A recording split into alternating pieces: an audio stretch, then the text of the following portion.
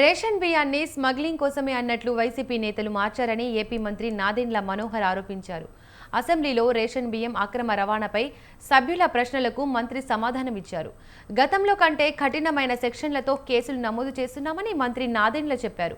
అక్రమ రేషన్ను అరికట్టడానికి civil supplies చట్టాలు, పీడీ యాక్టులలో సవరణలు తెచ్చి చట్టాలలో మార్పులు తెచ్చామన్నారు.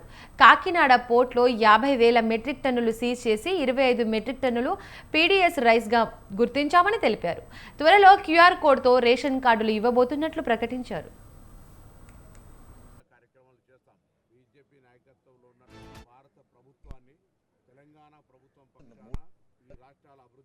సంస్కరణలో భాగంగా ముఖ్యమంత్రి గారి చొరవతోటి ఈ రోజున ఒక స్పెషల్ ఇన్వెస్టిగేటివ్ టీం కూడా ఫామ్ చేసాం అధ్యక్ష.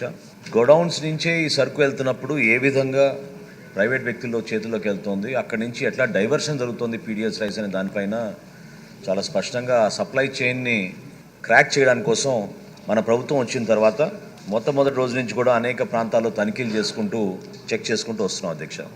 రాష్ట్రంలో ఉన్న buffer godowns Andhra Pradesh civil supplies కార్పొరేషన్కి సొంత గోడౌన్లు 4 అధ్యక్ష. వాటి స్టోరేజ్ కెపాసిటీ 25,500 మెట్రిక్ టన్నులు. అగ్రికల్చర్ మార్కెట్ కమిటీ నుంచి రెంట్ కోసం తీసుకున్న గోడౌన్స్ 3 ఉన్నాయి అధ్యక్ష. అది 10,500 మెట్రిక్ టన్నులు.